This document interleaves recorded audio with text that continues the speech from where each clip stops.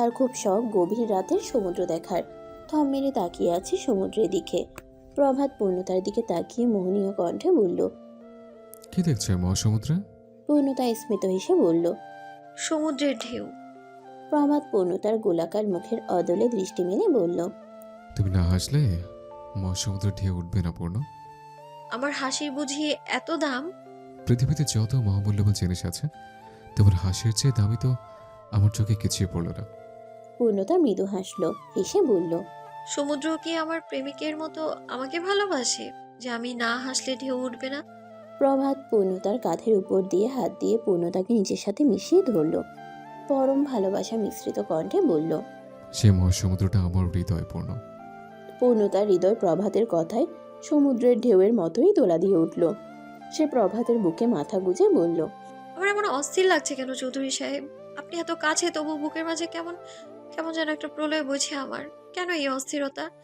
খালি মনে হচ্ছে কি যেন নেই। রুমে চলো, এটা সারপ্রাইজ দিই। পূর্ণতা এবার কিছুটা অবাক হয়ে বলল, আর কত? এখনো বহু পথ বাকি পূর্ণ। সারপ্রাইজের তো কিছুই দেখোনি। এরপরে প্রভাত পূর্ণতার হাত ধরে হোটেলের দিকে নিয়ে গেল। ওদের রুমের কাছাকাছি আসতেই প্রভাত পূর্ণতাকে কোলে তুলে নিল। পূর্ণতার ভালো লাগছে, সে প্রভাতের গলা জড়িয়ে ধরে রেখেছে। প্রভাত পূর্ণতার দুই চোখে চুমু দিয়ে বলল, চোখটা বন্ধ করো প্লিজ। পূর্ণতা কোনো বাহানা ছাড়া চোখ বন্ধ করল। রুমে ঢুকে প্রভাত বলল, চোখ খোলো। পূর্ণতা চোখ খুলেই হা হয়ে গেল। রুমটা চেনা যাচ্ছে না, সব সাদা ফুল দিয়ে সাজানো। চারদিক কেমন রঙিন ঝলমলে লাগছে তার কাছে। পূর্ণতা খুশিতে আত্মহারা হয়ে প্রভাতের গলা আরেকটু জড়িয়ে ধরে বলল, এসব কিভাবে? প্রভাত স্মিত হেসে বলল, আমাদের রোমান্স হয়েছে, কিন্তু ফুলের বিছানা তো কোনো সজ্জা হয়নি, সেটা বাদ রাখবো কেন? পূর্ণতা এবার লজ্জা পেল। সে প্রভাতের বুকে মুখ গুজল। প্রভাত পূর্ণতাকে নিয়ে বিছানায় গেল। পূর্ণতাকে আদর মাখা কণ্ঠে বলল, ফুল সজ্জিত খাটে জীবন্ত একটা ফুল দেখতে পাচ্ছে। আমার ব্যক্তিগত ফুলের সাথে আজীবন এভাবেই কাটিয়ে দিতে চাই। পূর্ণতা প্রভাতকে জড়িয়ে ধরল। একদম প্রভাতের সাথে মিশে গিয়ে বলল, সময় ধরে রাখা যায় না চৌধুরী সাহেব? কেন? তাহলে আমি সময় ধরে রাখতাম। এই সময়টা ফুরিয়ে যাক, আমি তা চাই না। এই সুখটুকু মুঠোবন্দি করতে চাই আমি।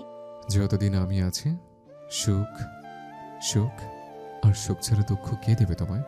পূর্ণতা প্রভাতকে আরো শক্তভাবে জড়িয়ে ধরে বলল, আজ এত ভয় লাগছে কেন আমার চৌধুরী সাহেব? আমাকে আরেকটু শক্তভাবে জড়িয়ে ধরুন না। প্রভাত পূর্ণতাকে শক্তভাবে জড়িয়ে ধরে হারিয়ে গেল পূর্ণতার প্রেমের গভীরতায়। দুজন মানব মানবী সমুদ্রের ঢেউয়ের মতোই গভীর উন্মাদনায় মেতে উঠল। দুটো মন মিলিত হলো ভালোবাসায়। অথচ প্রেম এত সুখের ভিড়ে কি আর পূর্ণতা জানতো তার মা আর এই দুনিয়াতে নেই? গাড়িতে মেরি কান্নারত অবস্থায় বারবার ওয়াজেদকে ফোন দিচ্ছে, অথচ ওয়াজেদ ফোন তুলছে না। এদিকে নিজের স্ত্রী মারা গিয়েছে আর সে অন্য মেয়ের সর্বনাশে লিপ্ত। ওয়াজেদের নাম্বারে অতবার ফোন দিতে দেখে কৃষ্ণ বলল, আন্টি, হয়তো উনি কোনো গুরুত্বপূর্ণ কাজে ব্যস্ত আছেন। মেরি এবার উপায় না পেয়ে প্রভাতকে ফোন শুরু করলো। প্রভাতের ফোনও রিসিভ করছে না। মেরি একা একা জাহানকে নিয়ে কি করবে বুঝে উঠতে পারছে না। সে কৃষ্ণের সাহায্যে জাহানকে হসপিটালে নিল। জাহানকে হসপিটালে নিতেই ডাক্তার জাহানকে মৃত ঘোষণা করলো। মেরি হাউমাউ করে কান্নায় ভেঙে পড়ল। এই পৃথিবীতে জাহানই একমাত্র তার সুখ দুঃখের সঙ্গী ছিল। মেরি এক নাগারে প্রভাতকে ফোন দিচ্ছে। ঘন্টা দুয়েক পরে প্রভাত খেয়াল করলো তার ফোনের আলো জ্বলছে। সে বিছানা ছেড়ে উঠে দেখলো এত রাতে মায়ের ফোন। বেশি উদ্বিগ্ন হয়ে ফোনটা রিসিভ করলো। ফোন রিসিভ হতেই ফোনের উপাস থেকে মেরির কান্নার আওয়াজে প্রভাত বুঝে গেল কি হয়েছে। পূর্ণতা বলল, কি হয়েছে? প্রভাত পূর্ণতার দিকে তাকালো। মুহূর্তের মাঝেই এই মায়াভরা মুখটা আধারে ঢেকে যাবে, অসহায়ের মতো কাঁদবে। প্রভাত এখন কিছু বলল না। সে পূর্ণতাকে বলল, দাদির অবস্থা খুব একটা ভালো নয়, আমাদের এখনই ফিরতে হবে। পূর্ণতা রেডি হয়ে নিল। রাত প্রায় শেষের দিকে। প্রভাত সর্বোচ্চ স্পিডে গাড়ি চালাচ্ছে। ভেতরটা পুরে ছারখার হয়ে যাচ্ছে প্রভাতের। তীব্র কষ্ট হচ্ছে। পূর্ণতার জন্য কাঁদতে পারছে না। পূর্ণতা গাড়িতে ঘুমিয়ে পড়েছে। প্রভাত বারবার পূর্ণতার দিকে তাকাচ্ছে। কিভাবে এই কষ্ট সহ্য করবে সেই চিন্তা হচ্ছে। পরের দিন সকাল 10টা বাজলো প্রভাতের বাড়ি পৌঁছাতে। বাড়ির গেটেই প্রচুর মানুষের ভিড়। পূর্ণতা গাড়ি থেকে নেমে বুঝে উঠতে পারলো আসলে কি হচ্ছে। তার দাদির কি খারাপ কিছু হলো? মানুষের ভিড় দেখে পূর্ণতার হৃদয়ে তোলপাড় ক্রমশ বাড়তে শুরু করলো। সে খেয়াল করলো প্রভাতের মুখ পুরো ধুলোর মতো হয়ে আছে, সাথে গভীর টেনশন। এখনো পূর্ণতা সঠিক ঘটনা বুঝে উঠতে পারল না। মন কেমন যেন কুগাইছে। ভিড় টেনে আস্তে ধীরে বাড়ির ভেতরে প্রবেশ করেছে। প্রভাত পূর্ণতার হাতের কবজি চেপে ধরে একসাথে পা বাড়াচ্ছে। পূর্ণতার আগমন দেখে বাড়ি ভর্তি মানুষ বিষাদ ভরা মুখে পূর্ণতার দিকেই তাকিয়ে আছে। খানিকটা এগিয়ে যেতেই দেখলো একটা লাশের খাটিয়া রাখা। পূর্ণতার বুকের মাঝে ছ্যাদ করে উঠল। পাশেই মেরি আর পুষ্প গড়াগড়ি করছে আর কাঁদছে। মেরি আর পুষ্পের গড়াগড়ি করা কান্না দেখে পূর্ণতার বুকের মাঝে আরো ছ্যাদ করে উঠল। সত্যি কি তার দাদি আর নেই? একবারও নিজের অসুস্থ মায়ের কথা পূর্ণতার মনে আসছে না। পূর্ণতার আর প্রভাতের হাঁটার গতি বাড়ল। খাটিয়ার কাছে যাওয়ার আগে পূর্ণতা আরেকবার থমকে দাঁড়ালো। সে দাঁড়ানোতে প্রভাতও দাঁড়ালো। প্রভাত পূর্ণতার চোখে চোখ রাখতে পারছে না। পূর্ণতা জড়ানো কণ্ঠে বলল, দাদি কি সত্যি নেই? পূর্ণতার প্রশ্নে প্রভাত ভয় পেল। এখনই পূর্ণতা জেনে যাবে তার আম্মু আর নেই। তখন পূর্ণতাকে সামলাবে কিভাবে সে? প্রভাত পূর্ণতাকে কথা দিয়েছিল তাদের বাড়ির কাজ শেষ হলেই সে পূর্ণতার আম্মুকে নিয়ে এ বাড়ি ছেড়ে চলে যাবে। সে কথা আর রাখতে পারল কই? পূর্ণতার কথায় কোনো জবাব প্রভাত দিল না। সে আবারও পা বাড়ালো। খাটিয়ার কাছাকাছি যেতেই পূর্ণতার সর্বাঙ্গ কাঁপতে শুরু করলো। চারদিকের মানুষ পূর্ণতাকে দেখে ফিসফিস করছে। তাছাড়া খানিকটা দূরেই পূর্ণতার দাদি বসে আছে। তাহলে তাহলে এখানে কার লাশ? পূর্ণতার আত্মা কেঁপে উঠল। সে প্রভাতের হাত ঝাড়ি মেরে ফেলে এক দৌড়ে খাটিয়ার কাছে গিয়ে দাঁড়ালো। মেরি আর পুষ্প পূর্ণতাকে দেখে থেমে গেল। তারা কিছু বলার আগেই পূর্ণতা লাশের উপর থেকে সাদা কাপড়টা সরিয়ে ফেলল। সাথে সাথে নিজের মমতাময়ী মায়ের ফুলা মুখটা ভেসে উঠল। দৃশ্যটা দেখেই পূর্ণতার মস্তিষ্ক ফাঁকা হয়ে এলো। মনের মাঝে এমন যন্ত্রণা শুরু হলো, এক্ষুনি হৃদয়টা ফেটে চৌচির হয়ে যাবে। পূর্ণতা একটা চিৎকার দিয়ে জাহানের বুকের উপর পড়ল। গলা কাটা মুরগির মতো ছটফট করছে আর বলছে, আমার আম্মুর কি হয়েছে? আমার আম্মু চুপ কেন? আমার আম্মু এইখানে শুয়ে আছে কেন? মেরি আর পুষ্প পূর্ণতাকে জাহানের বুকের উপর থেকে জোর করে উঠালো। পূর্ণতাকে শক্ত করে জড়িয়ে ধরে প্রবল কান্নায় ভেঙে পড়ল। কিন্তু পূর্ণতাকে সামলানো যাচ্ছে না। সে ছটফট করছে আর হাত পা ছুড়াছুড়ি করছে। মুখ দিয়ে শুধু উচ্চারণ করছে, আমার আম্মু, আম্মু, আমার আম্মুকে কথা বলতে বলো। মেরি পুষ্প ওরা নিজেরাই ভেঙে পড়েছে। পূর্ণতাকে সামলাবে কিভাবে? পূর্ণতা মেরিকে জড়িয়ে ধরে বলল, আমাকে ভালোবাসার মতো আর কেউ রইল না চাচি। এই পৃথিবীতে যার ভালোবাসার জন্য বেঁচেছিলাম সেই নেই। আমি কেন বেঁচে থাকবো? আমি আমার আম্মুকে একটু সুখ দিতে পারিনি। ছোটবেলা থেকে শুধু দুঃখ পেতেই দেখলাম তাকে। এক বুক দুঃখ নিয়ে আমার আম্মু চলে গেল। আমি আম্মুকে ছাড়া কিভাবে থাকবো? আমার দম বন্ধ হয়ে আসছে। পূর্ণতার কান্না দেখে কেউ সহ্য করতে পারছে না। ওদিকে কবর তৈরি হয়ে গিয়েছে। পূর্ণতা বেসামালভাবে কাঁদতে কাঁদতে সেন্সলেস হয়ে পড়ে গেল। পূর্ণতাকে ধরে সবাই মাথায় পানি ঢালছে। প্রভাত পূর্ণতার একটা হাত ধরে বসে আছে, যে আছে তার অচেতন প্রিয়তমার মুখের দিকে। প্রভাত জানে না সে পূর্ণতাকে কিভাবে সামলাবে। চারদিকে এত এত মানুষের ভিড়, অথচ ওয়াজিদ বাড়িতে নেই। তার স্ত্রী আজ দুনিয়া ছেড়ে চলে গিয়েছে। খবর তার কানে পৌঁছেছে, তবুও বাড়িতে আসেনি। ওয়াসেল ক্রমাগত ফোন দিয়ে যাচ্ছে, তবুও ওয়াজিদের এখনো খবর নেই। চৌধুরী বাড়িতে শোকের ছায়া নেমেছে। এদিকে কৃষ্ণ কাউকে জিজ্ঞেস করতে পারছে না পূজা কোথায়। এত মানুষের ভিড়ে সে একটা বারের জন্যও পূজাকে দেখতে পায়নি। কারো কাছে জিজ্ঞেসও করতে পারছে না। নিজের মতো করে খুঁজে চলেছে। সকাল থেকে দুপুর গড়ালো, কিন্তু পূজাকে কোথাও খুঁজে পেল না। এদিকে পূজার মা বাবাও জানে না পূজা নিখোঁজ। চৌধুরী বাড়ির কিছু কাজের লোকের কাছে জিজ্ঞেস করেও কোনো উত্তর খুঁজে পেল না কৃষ্ণ। তাও একবার রাজনকে বলেছে, দাদা, পূজাকে তো কাল থেকে পাচ্ছি না। রাজন এত ঝামেলার মাঝে বলেছে আছে হয়তো কোথাও। কৃষ্ণর মন কেমন খারাপ কথা বলছে। পূজার কিছু হলো না তো? চৌধুরী বাড়িতে এত বড় ঘটনার পরেও পূজা সেখানে উপস্থিত নেই। এদিকে পূর্ণতার সেন্স ফিরলেই কেঁদে উঠছে, আবার কিছুক্ষণ পরেই সেন্স হারাচ্ছে। প্রভাত পূর্ণতাকে নিজের বুকের সাথে চেপে ধরে রেখে বলল, কাঁদো, যত খুশি কাঁদো পূর্ণ। পূর্ণতা প্রভাতের শার্ট খামচে ধরে বেসামালভাবে বলল, আমি এমন এতিম কেন হয়ে গেলাম? আমাকে কে ভালোবাসবে আর বলুন? আমি আমার আম্মুকে ছাড়া থাকতে পারবো না। সবাই কিভাবে চলে যেতে হবে? আমার আম্মুর মতো এত কষ্ট নিয়ে কেউ পৃথিবী ছাড়েনি। আমাকেও দাফন করে দিন। এসব বলো না পূর্ণ, দোয়া করো আম্মুর জন্য। এর মাঝে ওয়াজিদ এলো। লাশ দাফনের জন্য নিতে হবে। সবাই ওয়াজিদকে বলছে খাটিয়া ধরতে। ওয়াজিদ খাটিয়া ধরতে যাবে, তখনই পূর্ণতা চিৎকার দিয়ে উঠে বলল, ও যেন আমার আম্মুকে স্পর্শ না করে। আমার আম্মুর কোনো কাজে যদি ও থাকে আমি এক্ষুনি খুন করে দেব। আমার আম্মুর ত্রিসীমানায় যেন না থাকে, ওকে দূর হতে বলুন। প্রভাত রাগী চোখে ওয়াজিদের দিকে তাকিয়ে বলল, সরেন আপনি, বারবারই করতে চায় না। তাহলে কবর দুটো করতে হবে। এদিকে পূর্ণতা বাজেভাবে মাতলামি করছে। প্রভাত নিজের চোখ দিয়ে পানি ছেড়ে বলল, নিজেকে বড্ড অপরাধী লাগছে। তোমার স্বপ্ন তো পূর্ণ করতে পারলাম না, এটা আমার হাতে নেই, আল্লাহর ইচ্ছা। কিন্তু তোমার যন্ত্রণা আমি সহ্য করতে পারছি না। আমাকে শান্ত দেখতে চান? আমাকে শান্তি দিতে চান? হ্যাঁ চাই, বলো কি করলে তুমি শান্তি পাবে? আমার আম্মুর লাশ সামনে রেখে আমাকে কথা দিন, ওই জঘন্য মানুষটার জন্য সারা জীবন আমার আম্মু কষ্ট পেয়েছে, তাকে আপনি কষ্ট দিবেন, শাস্তি দিবেন, কঠিন শাস্তি। আমার আম্মুর আত্মা যেন একটু শান্তি পায়। প্রভাত পূর্ণতার চোখে চোখ রেখে বলল, তোমার শান্তির জন্য আমি খুনও করতে পারি।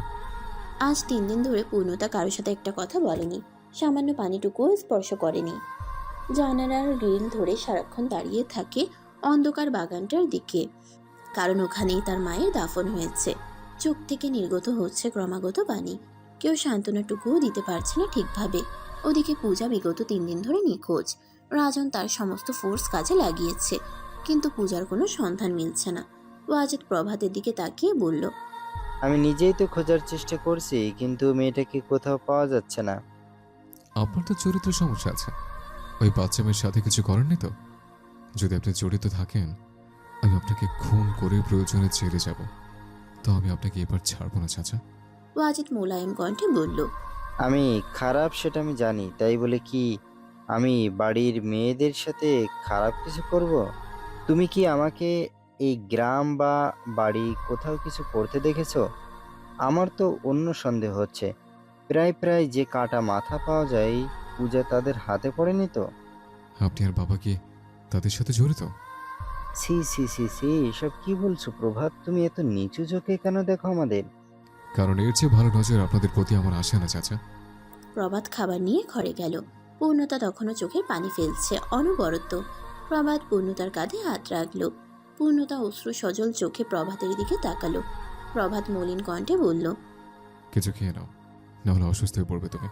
পূর্ণতা ঠোঁট ফুলিয়ে কেঁদে উঠে প্রভাতকে জড়িয়ে ধরল। প্রভাত পূর্ণতার মাথায় হাত বুলিয়ে দিতে দিতে বলল, পূজার ব্যাপারটা শুনেছ? হ্যাঁ, আপনি পিচ্চি পূজাকে খুঁজে আনুন, প্লিজ প্লিজ খুঁজে আনুন। আনবো, ওর জন্য কিছু না হয়।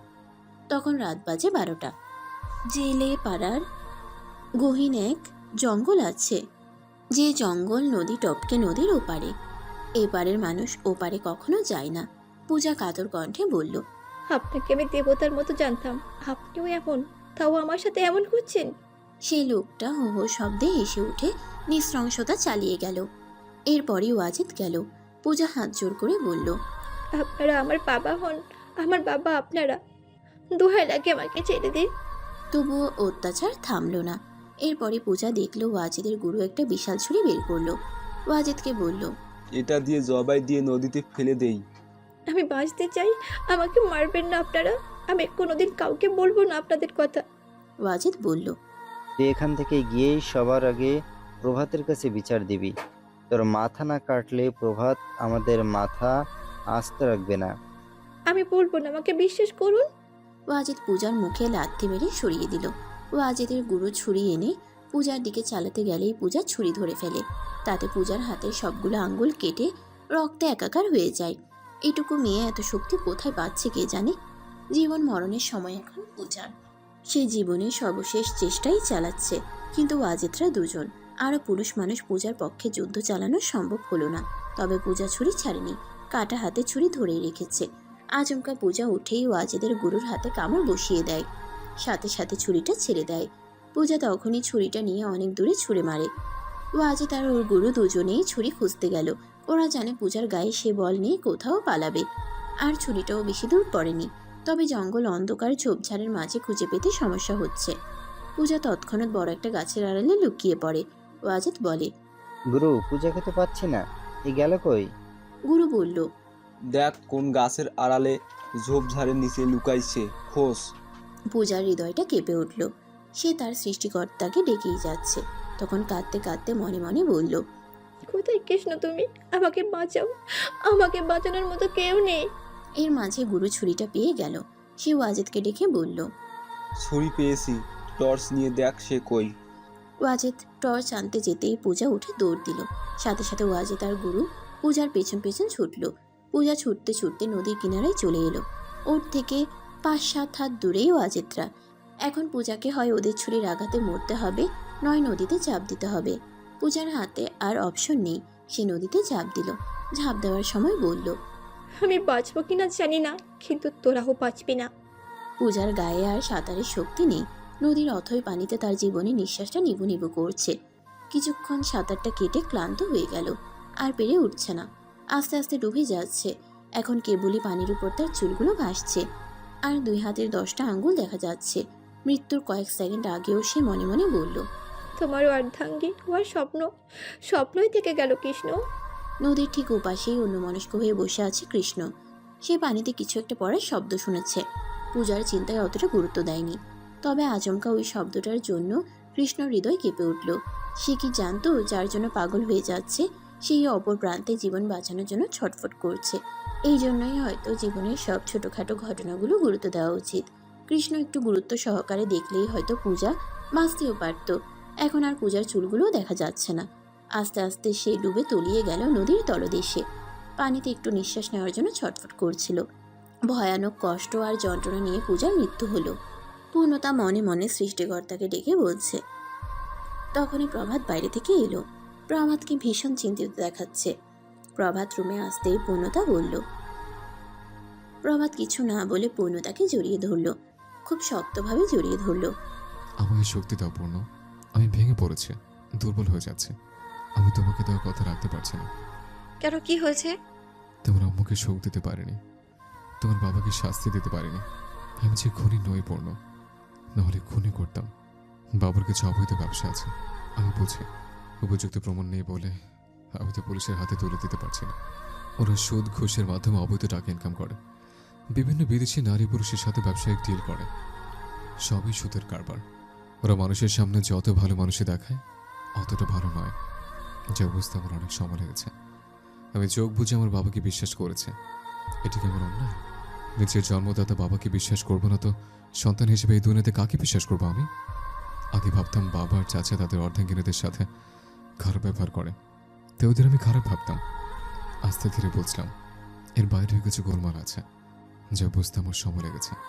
আপনি ভেঙে পড়লে কে সামলাবে সব? পরবর্তী প্রজন্মকে আপনার এগিয়ে নিতে হবে তো আপনার আদর্শে। বলেই পূর্ণতাকে আরো শক্তভাবে জড়িয়ে ধরল প্রভাত। পূর্ণতার মস্তিষ্ক ফাঁকা হয়ে গেল। নিজের মায়ের মৃত্যুর পর পূজার মৃত্যু পূর্ণতা মেনে নিতে পারছে না। হাওমাও কান্নায় আবারও ভেঙে পড়ল প্রভাতের বুকে। পূর্ণতা প্রভাতের বুকে কিল দিতে দিতে বলল, আমার পূজাকে ফেরত চাই, পূজাকে ফেরত চাই আমার। বাস্তবতা বড়ই কঠিন। অনেক কিছু চাইলেই মানুষ মেনে নিতে পারে না, তাও মেনে নিতে হয়।